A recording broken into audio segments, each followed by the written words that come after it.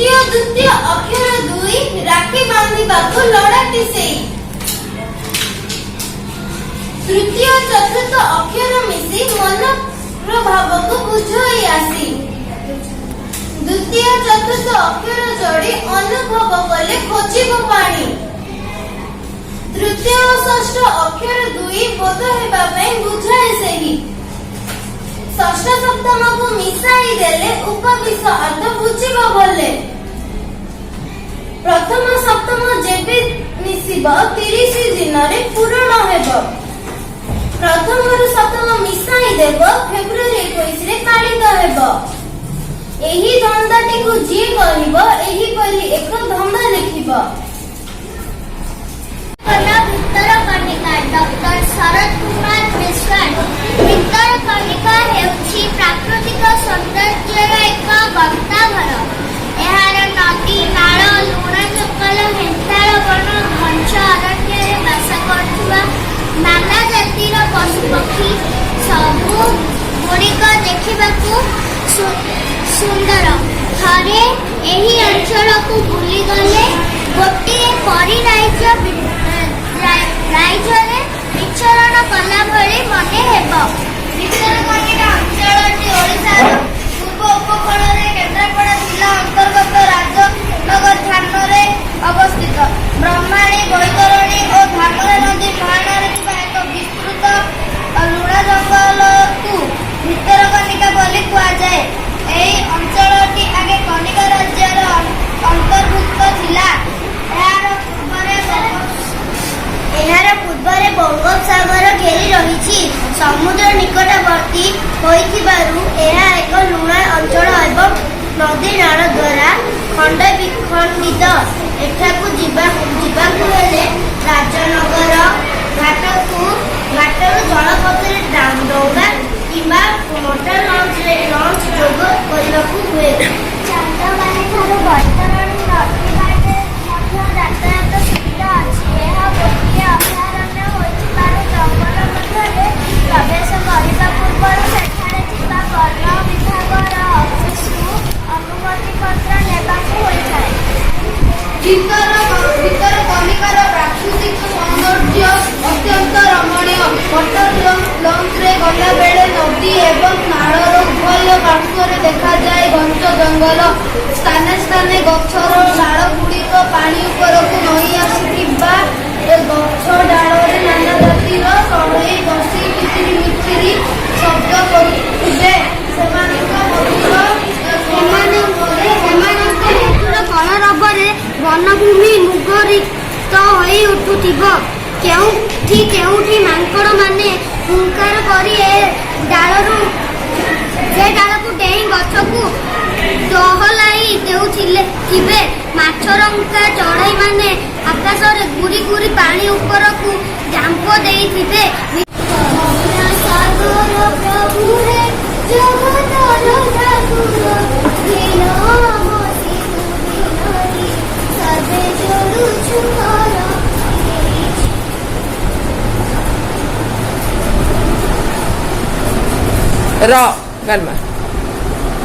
रघुपति राघव राजा राम पतित पावन सीताराम माँ अंकित वेट मारे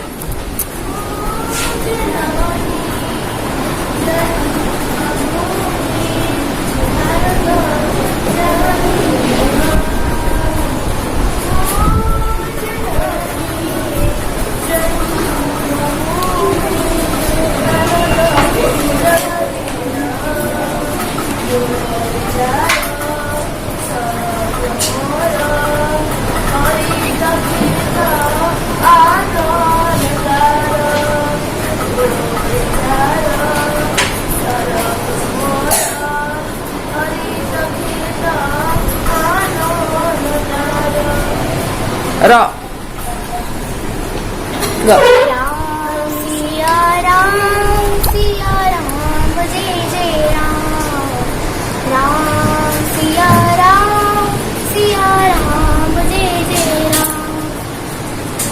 हरि अनंत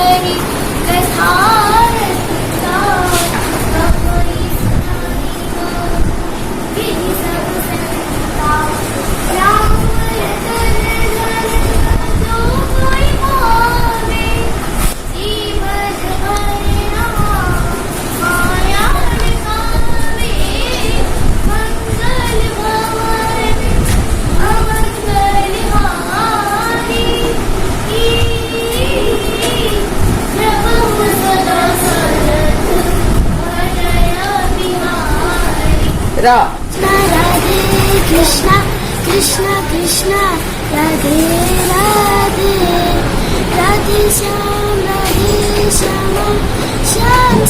राधे राधे विपर्त शब्द कहवा ऋतुराज गाई दुख ଦୁଃଖ ସୁଖ ଭଲ ଭଲ ମନ୍ଦ ବିପଦ ବିପଦ ନିରାପଦ ଆଗ୍ରହ ଆଗ୍ରହ ନିରାଗ୍ରହ ନିରାଗ୍ରହ ନିରାପଦ ଆଗ୍ରହ ଅନାଗ୍ରହ ଆଉଥରେ କୁହ ଆଗ୍ରହ ଅନାଗ୍ରହ ସୁନା ପିଲା ସୁରକ୍ଷିତ ସୁରକ୍ଷିତ ଅସୁରକ୍ଷିତ ବିଷ ବିଷ ଅମୃତ ଭୟ ଭୟ ନିର୍ଭୟ ଦୁର୍ବଳ ଦୁର୍ବଳ ସୁର୍ବଳ ଦୁର୍ଲଭ ଦୁର୍ଲଭ ସୁଲଭ ସୁନା ପିଲା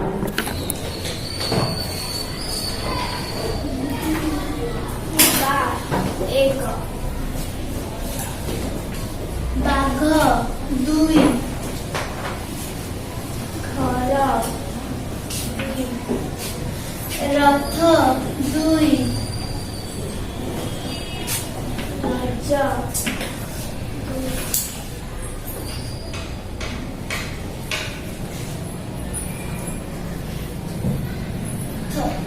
ଥର ଦୁଇ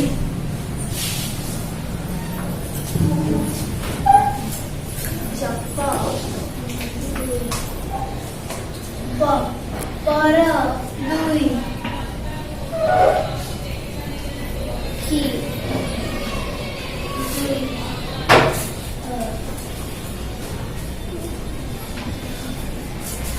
କ୍ଷୀରି ଦୁଇ ଲାଖି ଦୁଇ ସରା ଦୁଇ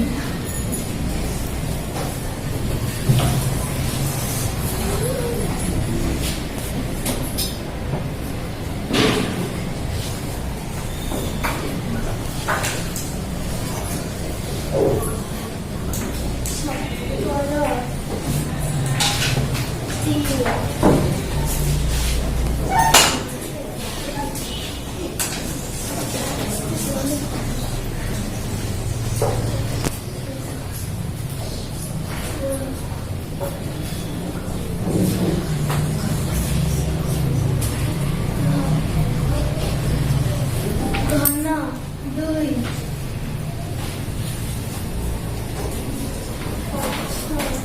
ଦୁଇ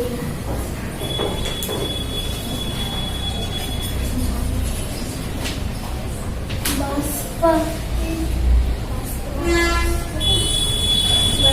ଦୁଇ